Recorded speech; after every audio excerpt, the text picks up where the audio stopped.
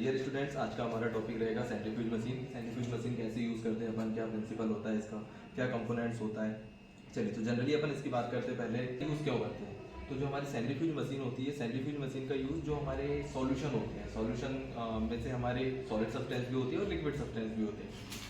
तो सॉल्यूशन में से हमारे जो सॉलिड सब्सटेंस होते हैं, जब सॉलिड सब्सटेंस को हम लोग को सेपरेट करना होता है, तब अपन सेंट्रीफ्यूज मशीन का यूज़ करते हैं। ठीक है, जैसे अपन बात करें सॉल्यूशन, जैसे कि अपन लेबोरेटरी में जो यूज़ होते हैं जनरली ब्लड से यदि हमको सॉलिड सब्सटेंस जैसे आरबीसी को अलग करना है, या लिक्विड सब्सटेंस को अलग करना है जैसे प्लाज्मा सेपरेट करना है या सीरम को सेपरेट करना है, तब अपन इसका यूज़ करेंगे। हमारी जो सेडिमेंटेशन की जो प्रोसेस होती है, जैसे हम नॉर्मली ब्लड कलेक्ट करते हैं और ब्लड को कलेक्ट करने के बाद यदि हम इसे रख देते हैं नॉर्मली, तो आधे घंटे वो लगते हैं कि भाई साहब हमारे ब्लड की जो लेयर्स हैं ये हमारी फिर दिखाई देती है आधे घंटे के बाद 3 लेयर्स में दिखाई देती है। सबसे ऊपर हमको प्लाज्मा दिखाई देता है, बीच में बफी कोट दिखाई देता है और लास्ट में हमें सेल्स दिखाई देती है, आरबीसी दिखाई देती है ना। तो इसमें हमको लगभग आधे घंटे का टाइमिंग लगता है, 25 मिनट्स का टाइमिंग लगता है। तो इसमें जो प्रोसेस चलती है सेडिमेंटेशन की प्रोसेस में क्या होता है कि जो हमारे सॉलिड पार्टिकल्स होते हैं, ये सॉलिड पार्टिकल्स धीरे धीरे नीचे बॉटम की ओर बैठने लगते हैं। तो सेंट्रीफ्यूज मशीन में क्या होता है, तो सेंट्रीफ्यूज मशीन में यही जो सेडिमेंटेशन की जो प्रोसेस चल रही है, इसी को इनहेंस किया जाता है। मतलब जो सेडिमेंटेशन की जो प्रोसेस चल रही है, इसी में अपन क्या कर देंगे, स्पीड ला देंगे। समझ में आई बात है। तो स्पीड लाने से क्या होगा कि भाई साहब जो हमारी सेडिमेंटेशन की प्रोसेस है ये स्पीड से होगी, तो हमारे जो सॉलिड पार्टिकल्स है ये बहुत जल्दी हमारे बॉटम में प्राप्त हो जाएंगे और ऊपर हमें लिक्विड सब्सटेंस प्राप्त हो जाएगा और नीचे हमें सॉलिड सब्सटेंस यहाँ पर प्राप्त हो जाएंगे। समझ में आई बात है। चलिए, इसके बाद अपन बात कर लेते हैं। तो जनरली जो हमारी सेंट्रीफ्यूज मशीन होती है ये 2 टाइप्स की होती है। कितने टाइप्स की? 2 टाइप्स की। जिसमें अपन बात करते हैं जो हमारी फर्स्ट होती है, जो हम जिसे हम बोलते हैं स्विंग आउट हेड। क्या बोलते हैं? Swing out head. और जो हमारी दूसरी यहाँ पर दिख रही है जिसे अपन बोलते हैं एंगल हेड टाइप। क्या बोलते हैं? Angle head type. जो हमारी स्विंग आउट हेड होती है, स्विंग आउट हेड में क्या होता है कि हमारा इसमें जो हेड लगा होता है, क्या होता है इसमें जो हमारा हेड लगा होता है, इस हेड में हमारे ये कप्स लगे होते हैं, ट्यूब जिसे अपन बोलते हैं। क्या बोलते हैं इन्हें? कप्स बोलते हैं ना, ट्यूब या कप्स। तो ये क्या होते हैं? स्विंग होते हैं। ठीक है, तो इसलिए अपन इसे क्या बोलते हैं? स्विंग आउट हेड बोलते हैं। दूसरी अपन बात करते हैं जिसे अपन बोल रहे हैं एंगल हेड टाइप। इसमें क्या होता है, इसमें जो हमारे कप्स लगे हैं एक निश्चित डिग्री एंगल में लगे होते हैं, कि भाई साहब ये स्विंग नहीं होते हैं। इसमें जो हमारे कप्स लगे होते हैं ये क्या होते हैं? एक निश्चित डिग्री एंगल में लगे होते हैं, इसलिए अपन इसे क्या बोलते हैं? Angle head type. इसमें जो डिग्री एंगल होता है ये 25 डिग्री टू 40 डिग्री इसमें एंगल होता है। ठीक है, चलिए अब इसके बाद अपन बात करते हैं। पहले स्विंग आउट हेड है। स्विंग आउट हेड में क्या होता है कि भाई साहब इसमें हमारा हेड क्या होता है, हेड में जो हमारे कप्स लगे हैं ये पहले कौन सी पोजीशन में होते हैं? वर्टिकल पोजीशन में होते हैं। ठीक है, क्योंकि स्विंग हो रहे हैं तो पहले वर्टिकल पोजीशन में होते हैं। कौन सी कंडीशन में? जब हमारी सेंट्रीफ्यूज मशीन रेस्ट की कंडीशन में रहेगी उस टाइम पे। ठीक है, जैसे ही अपन इसमें इलेक्ट्रिसिटी प्रोड्यूस करेंगे, साथ में हम ट्यूब्स रख देंगे और हम आरपीएम को जब इसमें देते हैं, ठीक है, स्पीड कंट्रोलर नोब की हेल्प से, तो यहाँ पर क्या होगा कि भाई जैसे ही हमारी ये मूव करेंगे, रोटेट करेंगे हमारी ट्यूब्स, तो ये फिर हमारी हॉरिजॉन्टल पोजीशन में आ जाती है ट्यूब। समझ में आई बात है। इसलिए अपन इसको क्या बोल रहे हैं? Swing out head. कि पहले हमारी जो ट्यूब्स होती है वो पहले वर्टिकल पोजीशन में होती है, फिर जब इसे हम मूव कराते हैं तो ये हॉरिजॉन्टल पोजीशन में आती है। ठीक है, चलिए अब इसके साथ साथ क्या होता है, ये हमारी पोजीशन चेंज कर रही है ट्यूब्स। पहले हॉरिजॉन्टल थी, सॉरी पहले वर्टिकल थी, फिर ये हॉरिजॉन्टल में आती है, तो पोजीशन चेंज की। इस वजह से क्या होता है कि इसमें जो एयर के साथ जो फ्रिक्शन है ट्यूब का वो ज्यादा होता है। समझ में ये बात है।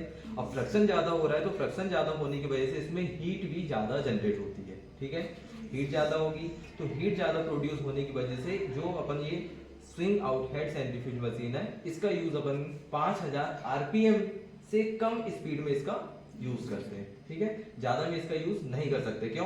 क्योंकि इसमें हीट ज्यादा जनरेट होती है। ठीक है, तो यदि हमको कोई भी सॉल्यूशन यदि 5000 आरपीएम से कम में सेंट्रीफ्यूज करना है तब अपन इसका यूज करेंगे। क्लियर है। चलिए, दूसरी जो अपन बात कर रहे हैं यहाँ पर जो हमारी एंगल हेड टाइप है, इसमें क्या होता है कि निश्चित डिग्री एंगल में लगे हमारे जो कप्स हैं यहाँ पर। ठीक है, इसके साथ साथ इसमें हमारा जो एयर का जो फ्रिक्शन है, मतलब एयर का जो यहाँ पर घर्षण हो रहा है, यहाँ पर क्या होगा कि भाई साहब एयर का जो घर्षण है इसमें कम होता है। जब घर्षण कम होगा, फ्रिक्शन कम होगा, तो क्या होगा, जो हमारी हीट जो है वो कम प्रोड्यूस होती है। हीट कम प्रोड्यूस होने की वजह से इसका यूज अपन 5000 से ज्यादा में भी यूज कर सकते हैं। तो 5000 से ज्यादा में या 5000 से कम में भी उसका यूज कर सकते हैं, साथ में ज्यादा में भी यूज कर सकते हैं। जैसे 10,000 में यूज करना है, 20,000 में यूज करना है, 15,000 में, तो इसे अपन जो है 1 लाख आरपीएम तक यूज कर सकते हैं। इसका यूज नहीं करेंगे अपन 1 लाख में, परंतु जो हमारी जो एंगल हेड होती है इसी का टाइप आता है एडवांस वाला। ठीक है, उसमें अपन क्या करते हैं 1 लाख तक का यूज कर सकते हैं, पर वो किसका टाइप है, द एंगल हेड टाइप का ही होता है। ठीक है, तो पहले अपन सेंट्रीफ्यूज मशीन का प्रिंसिपल देख लेते हैं। जो हमारी सेंट्रीफ्यूज मशीन होती है, ये सेंट्रीफ्यूज मशीन हमारे सेंट्रीफ्यूगल फोर्स पर डिपेंड होती है। किस पर, सेंट्रीफ्यूगल फोर्स पर डिपेंड होता है। सेंट्रीफ्यूगल जो फोर्स होता है, जैसे हम जो जब इसमें सॉल्यूशन को अपन रोटेट करते हैं, तो सॉल्यूशन को रोटेट करने पर क्या होगा कि भाई हमारे जो ट्यूब्स में, क्या बोल रहे हैं हम कि हमारे जो ट्यूब्स में जो हमारे इसमें जो सेलुलर एलिमेंट्स, जैसे हम ये ब्लड लिए हमने, तो इसमें सेलुलर एलिमेंट्स रहेंगे। ऐसे जब कोई सॉल्यूशन लेंगे, उसमें जो सॉलिड पार्टिकल्स रहेंगे, ये रोटेट तो करेंगे ट्यूब के साथ, रोटेट करने के साथ साथ ये पेरीफेरी की ओर मूव करते हैं, पेरीफेरी की ओर मूव करते हैं, साथ में ये बॉटम्स की ओर मूव करते हैं, और सेडिमेंटेशन की प्रोसेस यहाँ पर क्या हो जाती है, इनहेंस हो जाती है, जिसकी वजह से बहुत ही कम समय पर यहाँ पर सेडिमेंटेशन की प्रोसेस हो जाती है। ठीक है, चलिए इसके बाद अपन बात करते हैं इसमें जो हमारा प्रिंसिपल है, इसमें सेंट्रीफ्यूगल फोर्स के अलावा और भी फैक्टर रिस्पॉन्सिबल होते हैं जो कि हमारी सेंट्रीफ्यूगेशन की प्रोसेस में इन्वॉल्व होते हैं। जैसे हम बात करें आरपीएम, किसकी बात करें, आरपीएम। आरपीएम मतलब क्या होता है, रोटेशन पर मिनट या रेवोल्यूशन पर मिनट, कि भाई 1 मिनट में हम कितने टाइम यहाँ पर ट्यूब्स को रोटेट करा रहे हैं। ठीक है, जो भी हमारे यहाँ पर सॉल्यूशन वाले जो ट्यूब्स हैं जिसको अपन ने रखे हैं, इसको 1 मिनट में कितने टाइम रोटेट करा रहे हैं। जितना ज्यादा हम स्पीड देंगे इसे, जितने ज्यादा आरपीएम पर रोटेट कराएंगे, उतनी जल्दी हमारा यहाँ पर सेंट्रीफ्यूगेशन कंप्लीट होता है। ठीक है, इसके साथ साथ यदि हम बात करें तो जो दूसरा हमारा फैक्टर होता है विस्कोसिटी, किसकी बात कर रहे हैं हम, विस्कोसिटी। विस्कोसिटी मतलब जो हम सॉल्यूशन यहाँ पर वही सेंट्रीफ्यूज कर रहे हैं, यदि वो ज्यादा विस्कस है, ज्यादा विस्कस होगा तो क्या होगा, उसमें टाइम लगेगा, है ना। तो जितना ज्यादा हमारा विस्कस सॉल्यूशन रहता है, जितना गाढ़ा रहता है, उतना ही ज्यादा हमारा यहाँ पर टाइम लगता है। ठीक है, चलिए नेक्स्ट हम बात करते हैं जो हमारे सॉल्यूशन में जो हमारे पार्टिकल्स हैं, सॉलिड पार्टिकल्स, ठीक है, उनके शेप एंड साइज पर भी डिपेंड करता है। यदि उनका शेप एंड साइज हमारा राउंड शेप है, ठीक है, और साथ में हमारे कैसे हैं, थोड़े से बड़े मॉलिक्यूल्स हैं, तो वो बहुत जल्दी क्या हो जाते हैं, सेडिमेंट में सेडिमेंटेशन प्रोसेस हो जाती है। ठीक है, इसके साथ साथ हमारा ग्रेविटेशनल फोर्स होता है, जो भी एक फैक्टर है। ग्रेविटेशनल फोर्स में क्या होता है कि भाई साहब जो हमारे यहाँ पर मॉलिक्यूल्स हमारे प्रेजेंट है, मॉलिक्यूल्स जो हमारे सॉलिड सब्सटेंसेस में प्रेजेंट है, सॉलिड सब्सटेंस का जितना ज्यादा ग्रेविटेशनल फोर्स होगा, वो उतनी ही जल्दी यहाँ पर सेंट्रीफ्यूज हो जाएंगे। तो हम समझ लेते हैं कि अभी जो हमारी सेंट्रीफ्यूज मशीन है, इसके कंपोनेंट्स के बारे में समझ लेते हैं ना। तो जो हमारी सेंट्रीफ्यूज मशीन होती है, इसका सबसे ऊपर देखें हम तो हमारा ये कहलाता है लिड। ये क्या कहलाता है, हमारा लिड, जो कि हमारा ढक्कन होता है। ठीक है, सेंट्रीफ्यूज मशीन का ये लिड को ही हमेशा हम क्या करते हैं, हमेशा क्लोज करके ही सेंट्रीफ्यूज करते हैं, ओपन करके कभी भी हमको सेंट्रीफ्यूज नहीं करना। जैसे अभी इसका भी हम जो करेंगे, इसका जो लिड होता है हमारा ये ऊपर दिखाई दे रहा है, इसको भी हम क्या करेंगे, क्लोज करके ही हमेशा क्या करेंगे, सेंट्रीफ्यूज करेंगे, वैसे ही नहीं करेंगे। ठीक है, चलिए इसके साथ साथ अंदर जो हमारा जैसे लिड के अंदर वाला जो एरिया दिख रहा है यहाँ पर, ठीक है, जो अंदर वाला एनवायरनमेंट है, इसे बोलते हैं अपन चैम्बर। क्या बोलते हैं इसे अपन, चैम्बर बोलते हैं। ठीक है, चैम्बर के अंदर ही हमारा क्या प्रेजेंट होता है, इसमें रोटर प्रेजेंट होता है। क्या होता है, रोटर प्रेजेंट होता है। रोटर को ही अपन क्या बोलते हैं, हेड बोलते हैं। ठीक है, चलिए इसी हेड में हमारे इसमें ट्यूब्स लगे होते हैं। क्या लगे होते हैं, ट्यूब्स लगे होते हैं, जिसे अपन बोलते हैं कप्स। देखिए ये जो हमारे यहाँ पर दिख रहा है, ये जो हमारा पूरा घूम रहा है, इसे बोलते हैं अपन रोटर। क्या बोलते हैं इसे अपन, रोटर बोलते हैं। और हमारे इसमें ये जो व्हाइट वाले लगे, इसे अपन बोलते हैं कप्स। क्या बोलते हैं इसे, कप्स, है ना, या ट्यूब बोलते हैं इसे, है ना। और इसी ट्यूब्स के अंदर में इनर साइड में हमारा क्या प्रेजेंट होता है, छोटे छोटे रबर के कुशन प्रेजेंट होते हैं। ठीक है, छोटे छोटे रबर के क्या होते हैं, कुशन, जो कि हमारे पैड्स होते हैं, जिसकी हेल्प से हमारी ट्यूब जो है ब्रेक नहीं होती है। ठीक है, तो ये हमारे अंदर की चीजें होगी इतनी। चलिए इसके बाद अपन नीचे देखते हैं, तो हमारे जो सेंट्रीफ्यूज मशीन की नीचे साइड में हमारी यहाँ पर स्पीड कंट्रोलर नोब दी है। क्या दी है, स्पीड कंट्रोलर नोब, जिसकी हेल्प से अपन आरपीएम को कंट्रोल करते हैं कि भाई कितने आरपीएम पर हमें यहाँ पर सेंट्रीफ्यूज करना है सॉल्यूशन को। ठीक है, चलिए इसके साथ साथ हमारा यही नीचे वाले एरिया में हमारी मोटर प्रेजेंट होती है। क्या होती है, मोटर, जिसकी हेल्प से हमारा रोटर मूव होता है। ठीक है, ग्रेफाइट ब्रश जो होता है हमारा, रोटर और मोटर दोनों के बीच में होता है। रोटर जो कि हमारी जो रोटेट हो रहा है, ये आरपीएम जो इसमें जनरेट हो रही है, ये डायरेक्टली हमारे मोटर से कनेक्टेड नहीं होता है। दोनों के बीच में, रोटर और जो हमारा मोटर है, दोनों के बीच में हमारा यहाँ पर ग्रेफाइट ब्रश प्रेजेंट होता है। ये ग्रेफाइट ब्रश क्या करता है, मोटर से इलेक्ट्रिसिटी को लेता है और इसके बाद रोटर को ट्रांसफ़र करता है, जिससे हमारी जो आरपीएम है ये इंक्रीज हो जाती है। समय समय पर हमें जो ग्रेफाइट ब्रश है इसे बदलते रहना चाहिए, क्योंकि ये ख़राब हो जाते हैं। इसके बाद अपन बात करते हैं इनकी यूजेस की बात कर लेते हैं। जो सेंट्रीफ्यूज मशीन है, इसका यूजेस कब कब किया जाता है। तो जैसे अपन बात करें, जब भी हमको, जैसे हमारा जो होल ब्लड है, यहाँ पर होल ब्लड दिख रहा है हमको सभी को, है ना। होल ब्लड से अपने को क्या, जब अपने को प्लाज्मा सेपरेट करना है, ठीक है। या फिर होल ब्लड से अपन रेड ट्यूब में क्या सेपरेट करते हैं, सीरम सेपरेट करते हैं। तो प्लाज्मा सेपरेट करने के लिए या फिर सीरम सेपरेट करने के लिए ब्लड से, तब अपन किसका यूज करेंगे, सेंट्रीफ्यूज मशीन का यूज करेंगे। साथ में यदि यूरिन सैंपल जो कलेक्ट की जाती है, यूरिन सैंपल से यदि हमको सेडिमेंट कलेक्ट करना है, ठीक है, तो भी अपन सेंट्रीफ्यूज मशीन का यूज करेंगे। जैसे ब्लड बैंक में अपन करते हैं, तो ब्लड बैंक में क्या होता है कि भाई हम आरबीसीज को बॉस करते हैं नॉर्मल सलाइन की हेल्प से आरबीसीज को बॉस करते हैं ब्लड ग्रुप वगैरह टेस्ट परफॉर्म करने के लिए, कूम्स टेस्ट में अपन परफॉर्म करते हैं। तो वहां पर क्या होता है, आरबीसीज को बॉस करना होता है। तो आरबीसीज को बॉस करने के लिए भी अपन सेंट्रीफ्यूज मशीन का यूज करते हैं, ठीक है। तो ये जनरली इतने यूज होते हैं। इसके अलावा जैसे हम बॉडी फ्लूइड्स जो है हमारे, जैसे सीएसएफ हुआ, ठीक है, सेरेब्रोस्पाइनल फ्लूइड या प्लूरल फ्लूइड हुआ या कार्डियक फ्लूइड हुआ, तो इनमें भी यदि हमको सॉलिड सब्सटेंस को अलग करना है, ठीक है, सेडिमेंट को अलग करना है, तो उसके लिए भी अपन सेंट्रीफ्यूज मशीन का यूज करते हैं। चलिए ठीक है, इसका यूजेस देख लेते हैं अपन कैसे ये वर्किंग परफॉर्म करेगा। जब भी अपन इसमें क्या करेंगे, किसी भी सॉल्यूशन को, जैसे अपन अभी एग्जांपल के लिए अपने पास अभी ब्लड अवेलेबल है ना, यदि अपन को ब्लड को इसमें सेंट्रीफ्यूज करना है तो कैसे करेंगे अपन। तो सेंट्रीफ्यूज करने के लिए अपन इसका फिक्स एंगल वाली का यूज करते हैं, ठीक है। तो इसमें क्या करेंगे भाई साहब, जब भी अपने को, जैसे मान लीजिए अभी अपने पास एक ही सैंपल है सेंट्रीफ्यूज करने के लिए, है भी एक ही, ठीक है। जब अपने पास ज्यादा रहेंगे तो भाई साहब आमने सामने रख सकते हैं, परंतु जब हमारे पास एक ही सैंपल है तो हमें इसका बैलेंस बनाना पड़ता है, ठीक है। तो बैलेंस अपन क्या करेंगे कि भाई साहब हम दूसरी टेस्ट ट्यूब में नॉर्मली क्या कर लेंगे, नॉर्मल टैप वाटर को हम फिलअप कर लेंगे यहाँ पर। अच्छा, ये चीज ध्यान रखना चाहिए कि जितना हमारा ब्लड है उतना ही हमारा क्या होना चाहिए, यहाँ पर वाटर भी होना चाहिए दूसरी ट्यूब में, ठीक है।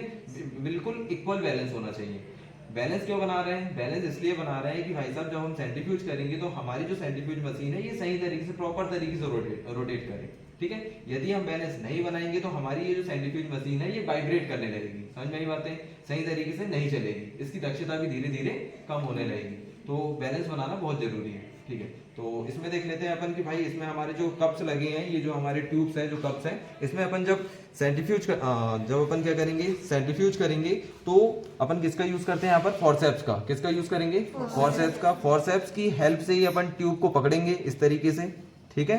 ये अपन ने पकड़ लिए, ठीक है। पहले अपन ये बैलेंस वाली है, तो बैलेंस वाली को हमने किसी एक ट्यूब में रख दिए, ठीक है, सावधानी पूर्वक। और उसके सामने वाले ट्यूब में किसको रखेंगे अपन, जो हमारा ब्लड सैंपल वाली ट्यूब है, इसको रख देंगे, ठीक है।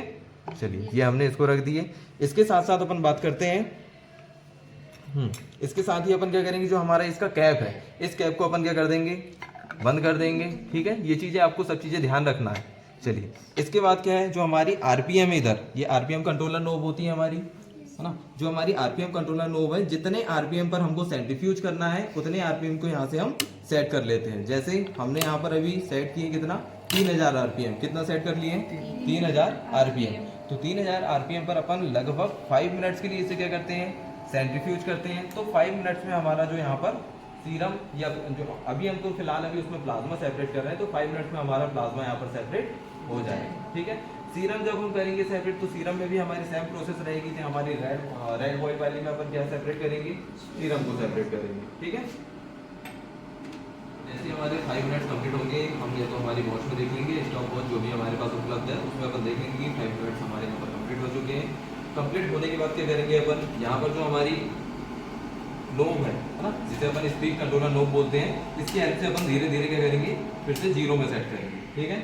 जब ये रोटेशन पूरी तरीके से कंप्लीटली स्टॉप हो जाएगा, इसके बाद ही हमें जो हमारे इसका जो लिड है इसे ओपन करना है, पहले इसे टच नहीं करना, ठीक है।